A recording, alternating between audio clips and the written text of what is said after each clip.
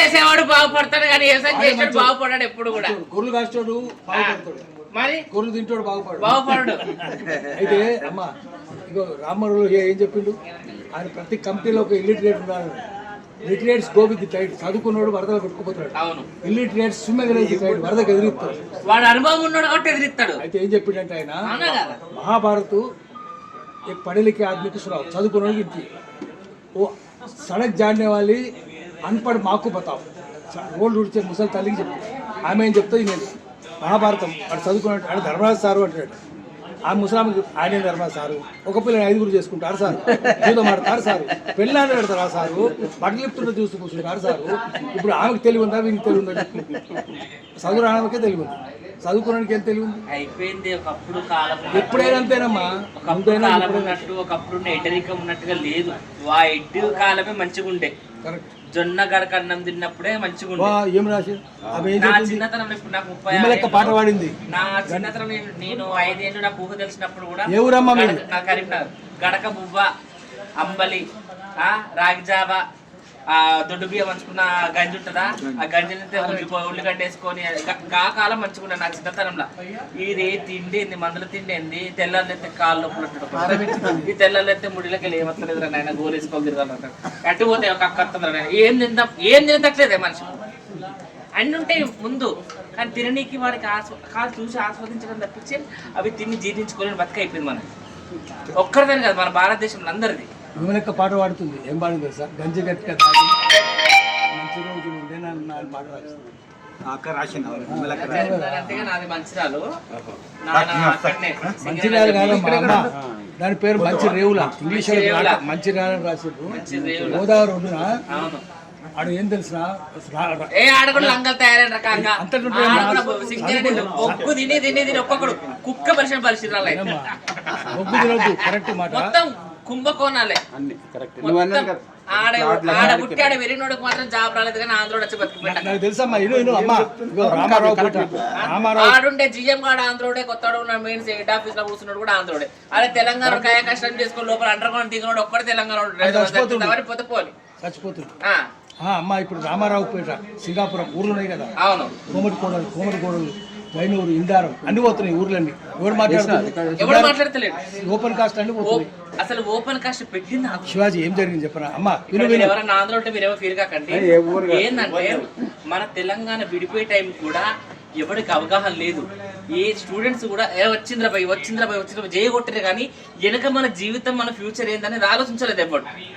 అయితే అవునా కదా, అండర్ గ్రౌండ్ ఉన్నప్పుడు కొన్ని వేల మంది ఆ సింగరేణి ఏరియాలలో జాతర ఉన్నట్టు ఆదివారం శనివారం వచ్చిందంటే ఊరు చూస్తే కళ్ళు నిండిపోతుంటే సంబరం అనిపిస్తుండే ఆ టైంలో.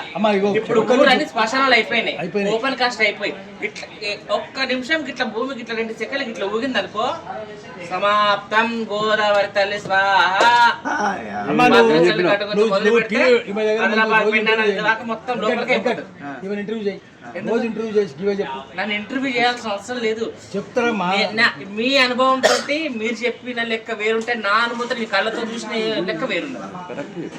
అయితే శివాజీ ఇగో అమ్మా, ఈ ముగ్గురు ఉన్నారు మావోయిస్టులు, చెప్తా ఏం జరిగింది. లాల్ సలాంలకు ఏం చెప్పాలి, వాళ్ళు గల్లీ తిరుగుతున్నారు, వాళ్ళ చెప్తున్నా.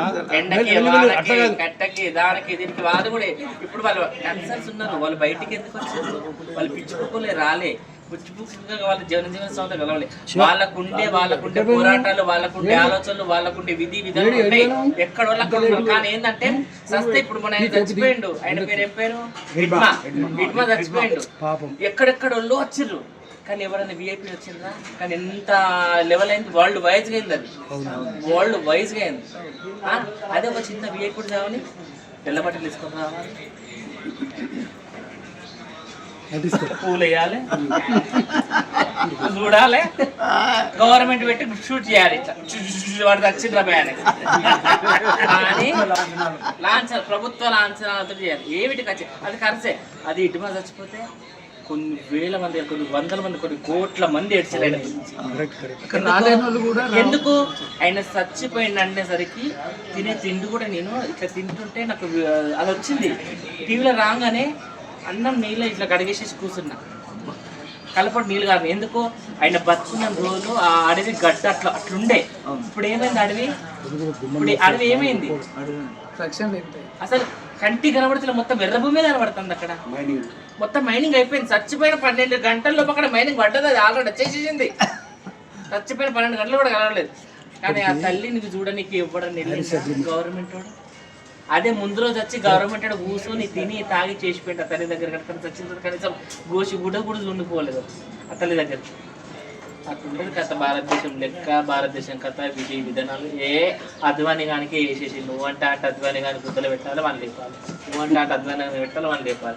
ఒకప్పుడు వాళ్ళకి షేర్స్ ఏముండే, ఆదాని కానీ 10 ఏళ్ళ కిందట షేర్స్ ఏం లేకపోతుండే, ఏం లేకుండే. ఇప్పుడు చూడు నువ్వు అంటే బయట కంట్రీ నుంచి వచ్చే ప్రతి ఒక్కటి కూడా ఆదాని గానికి రావాలి, ఆదాని గాని నుంచి బయటికి వెళ్ళాలి. మన కంట్రీలో అయితే తమిళనాడు సీఎం ఏం చేసింది, కొన్ని వందల అది కరెంటు మీటర్లు చేసిన కొన్ని వేల లక్షల మీటర్స్ ఆ స్కీమ్ కుంభకోణం అయిపోతుంటే అయ్యే సిచ్యువేషన్ లో మాకు నీ ఆదాని మీటర్లు వద్దు, మాకు ఆ మీటర్ ఇచ్చుడద్దు, మాకు కరెంటు కొట్టుడు ఆదానికి కట్ చేసేసి తమిళనాడు సీఎం ఆదాని కూడా మంచి కట్టి కనెక్షన్ అయిపోయింది. అప్పటి నుంచి నన్నే తీస్తున్నావు అన్న. చదువుకోకపోయినా మంచి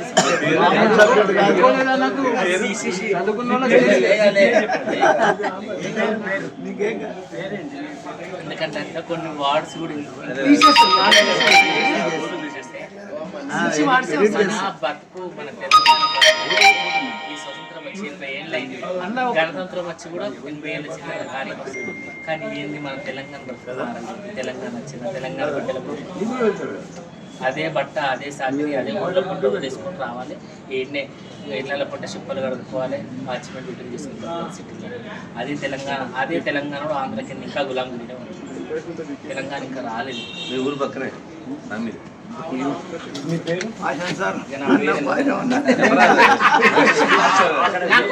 నాకు ఎందుకంటే మన తెలంగాణలో కొన్ని కోట్ల మంది జనాలు ఒకప్పుడు మంచి వాతావరణంలో, ఎక్కడ మన ఇండియాలో లేని వెదర్ మన తెలంగాణలో, ఎక్కడ లేని ఫెసిలిటీస్ మన తెలంగాణలో. ఇప్పుడు ఆగమైపోయింది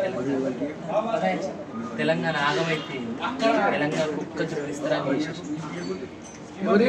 ఆంధ్రులు చేయలేదు, మన తెలంగాణలో మనకే అక్కడెక్కడ కర్నూలు రాజధాని ఇచ్చినప్పుడు వాళ్ళు అక్కడ చట్టం పంపిస్తాయి.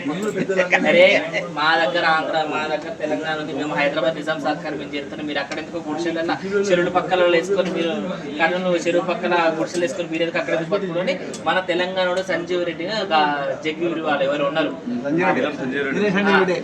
ఆయన ఏం చేసిండు, నువ్వు ఆడెందుకు కూర్చుంటే మా నిజాం సర్కార్ సిస్టు కట్టించిండు, ఇక్కడ ఉన్నా నువ్వు వీడికి రానిసరికి ఆయన కూర్చుని చేసిండు, నేను ఎందుకు కూర్చుంటే నువ్వే కూర్చొని ఏం చేసిండు, నేను లేచిన కూర్చొని పెట్టిన వాడు ఏం చేసిండు, గుత్తా గిత్తా ఎత్తి మీద ఇట్లా బట్ట గీకిపోయిండు. మీ పేరు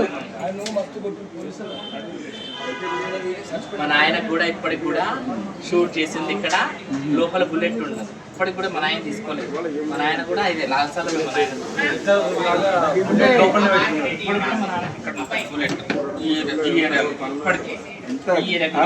గర్వంగా చెప్తున్నారు.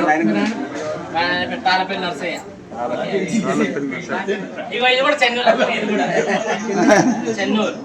చెన్నూరు మా మామయ్య కూడా